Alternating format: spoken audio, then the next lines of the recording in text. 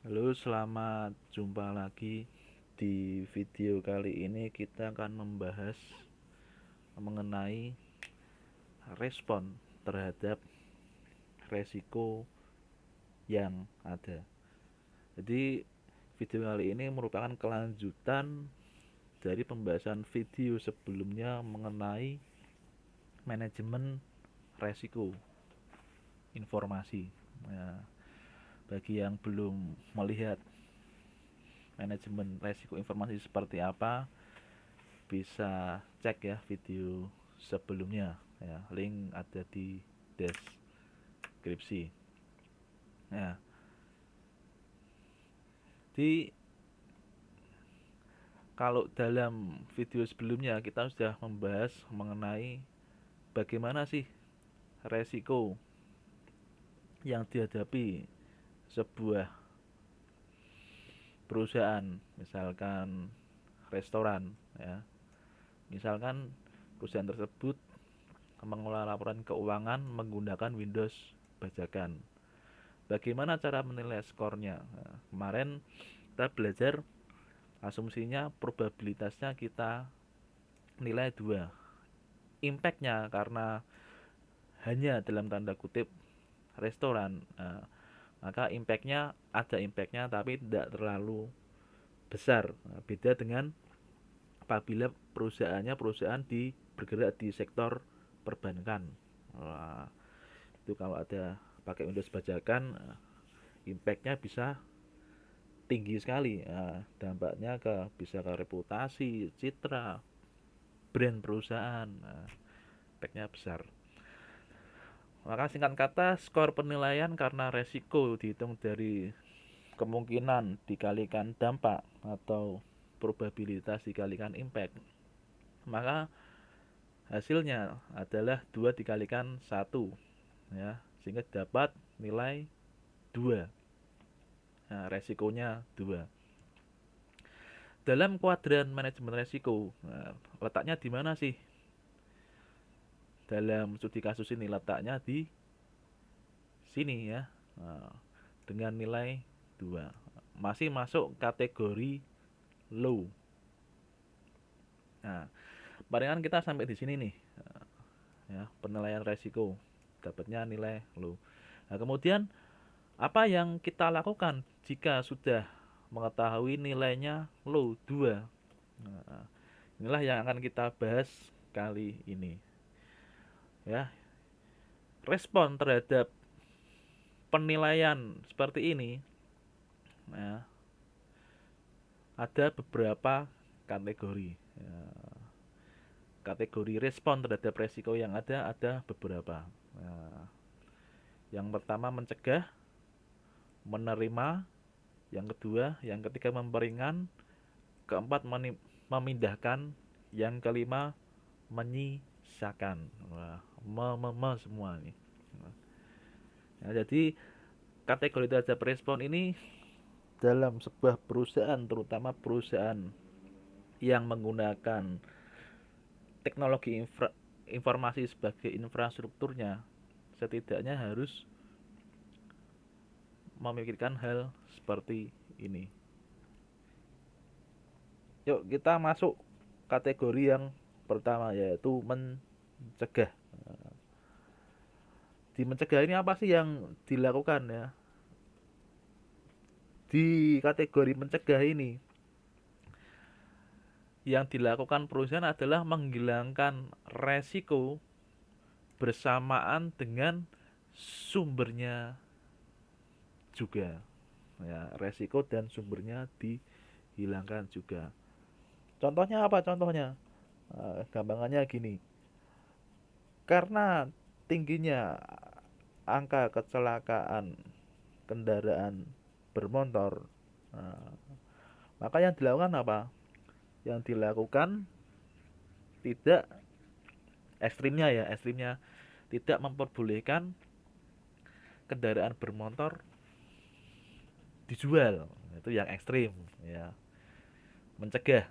Nah, tentunya kebijakan seperti itu diambil ya dengan pertimbangan berbagai hal ya. Nah, misalkan tidak boleh terjadi kecelakaan bermotor, maka kendaraan bermotornya tidak boleh dijual. Nah, sumbernya kan karena kendaraan bermotor dijual. Nah, jadi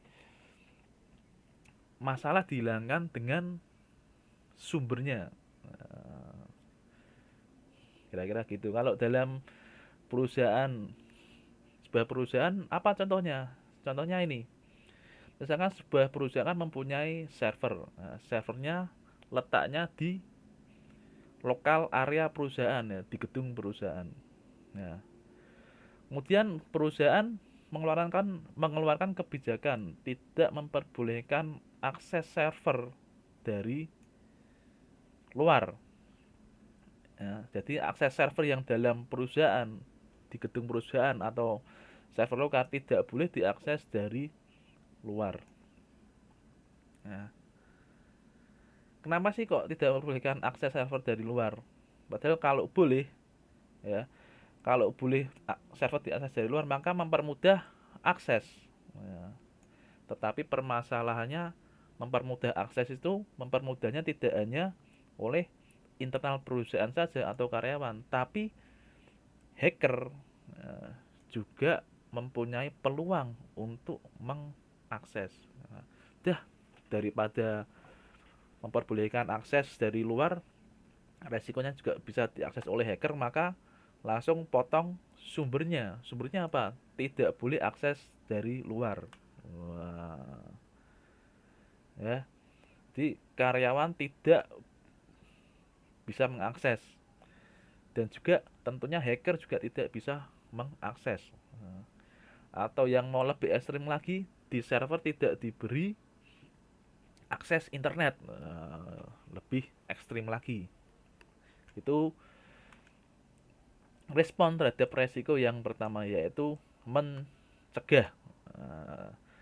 Tentunya apabila kebijakan mencegah ini diambil, bisa saja mempengaruhi aspek bisnis sebuah perusahaan, bisa mempengaruhi nilai kompetitif perusahaan terhadap kompetitor. Jadi ini harus benar-benar dipertimbangkan secara matang kalau mau mengambil kebijakan mencegah. Nah, kebijakan berikutnya menerima, nerimo. Apa yang dilakukan dengan menerima ini? Maksudnya apa? Jadi yang dimaksud dalam menerima ini adalah menerima resiko yang ada. Ya. Tapi dalam artian menerima itu sudah mengidentifikasi ya, sudah mengidentifikasi resiko yang ada, tetapi tidak ada, tidak mengambil aksi atau tindakan. Nah, karena skornya masuk resiko rendah, low, alias masuknya di yang ini ya, low. Ya, mohon maaf ya, yang ini ya, low ya, low. Nah, yang low, angka 1, jadi tidak perlu diambil aksi. Diambil aksi. Jadi masih yang sama, perusahaan memperbolehkan akses server lokal. Jadi kalau tadi mencegah kan tidak boleh, sekarang nerimo meskipun tahu resikonya, ya, bisa diakses oleh hacker, tapi perusahaan menerima konsekuensi yang ada. Ini contohnya apa? Misalkan ini, contohnya misalkan server untuk website perusahaan, misalkan ya, website untuk keperluan marketing perusahaan ya, itu malah harus itu diakses dari luar. Nah, tapi perusahaan tahu bahwa ada kemungkinan servernya bisa diakses oleh hacker, bisa di deface, halaman websitenya bisa diubah, tapi perusahaan menerima. Nah, toh kalau ada kemungkinan tersebut, asumsinya data-data yang ada tidak terlalu kredensial atau tidak sifatnya tidak terlalu beresiko, misalkan seperti itu ya. Ini respon terhadap resiko yang kedua, yaitu menerima. Oke, berikutnya respon yang ketiga, memperingan atau dalam bahasa Inggris disebut mitigation, mitigasi, mitigasi bencana. Nah, jadi kebijakan ini seringkali dipilih oleh perusahaan karena sifatnya apa? Sifatnya nilai kompetitif perusahaan dapat, tetapi resikonya ya bisa diredam, ya bisa diredam, ya. Jadi dampaknya, asumsinya bisa diperkecil oleh perusahaan. Masih studi kasus yang sama mengenai akses server lokal lokal dari luar pada sebuah perusahaan. Nah, perusahaan memperbolehkan akses server dari luar. Nah, tetapi memberi kebijakan tambahan ini, ya. Kebijakan tambahannya apa? Hanya port tertentu saja yang bisa diakses. Ya. Ini kaitannya dengan pelajaran jaringan komputer ya. Nah, kan ada beberapa port yang ada, misalkan port HTTP itu berapa? Nah, port untuk database MySQL portnya berapa? Nah, port-port tertentu ini ya, ini misalkan database karena isinya data penting tidak bisa diakses, nah, diblok langsung dari routernya. Nah, port yang lainnya HTTP, nah, karena untuk marketing semua bisa mengakses, ya udah tidak usah diblok. Jadi itu ya, respon terhadap resiko memperingan. Nah, kemudian respon berikutnya yaitu memindahkan. Nah, ini dalam tanda kutip seperti merem mata ya, menutup mata terhadap resiko yang ada dan lebih baik membayar ke pihak luar saja nih ya, atau pihak ketiga. Maksudnya gimana? Maksudnya ya, pada pihak ketiga itu maksudnya adalah bisa saja mengasuransikan servernya atau mengasuransikan datanya. Jadi jika masih sama ya, ini ya memperbolehkan akses server lokal dari luar. Jadi apabila amit-amit ini servernya jebol, pertahanan servernya jebol, nah, maka perusahaan tinggal meminta asuransi ganti rugi terhadap asuransi. Atau apabila terjadi bencana alam, nah, terjadi banjir, kebetulan servernya di lantai satu, servernya terendam banjir air ya, konslet, maka minta asuransi. Atau bisa juga ke outsource. Outsource itu apa maksudnya? Misalkan servernya diletakkan di cloud, atau di VPS, virtual private server. Nah, servernya tidak tahu di mana tapi bisa diakses secara online. Nah, itu kan memberikan ya kemungkinan-kemungkinan dibobol oleh hacker, tapi keamanannya diserahkan kepada outsource. Jadi kalau misalkan terjadi kebobolan data, ya, perusahaan tinggal meminta oleh si penyedia layanan server. Kenapa kok bisa dibobol padahal sudah membeli keamanan, paket-paket keamanan yang ditawarkan oleh pihak pemberi layanan jasa server tersebut. Nah, jadi itu ya, memindahkan, mengalihkan tanggung jawab ke pihak ketiga. Oke, yang terakhir menyisakan. Maksudnya menyisakan tuh gimana? Nanti menyisakan ini asumsinya sudah pasrah. Nah, sudah pasrah.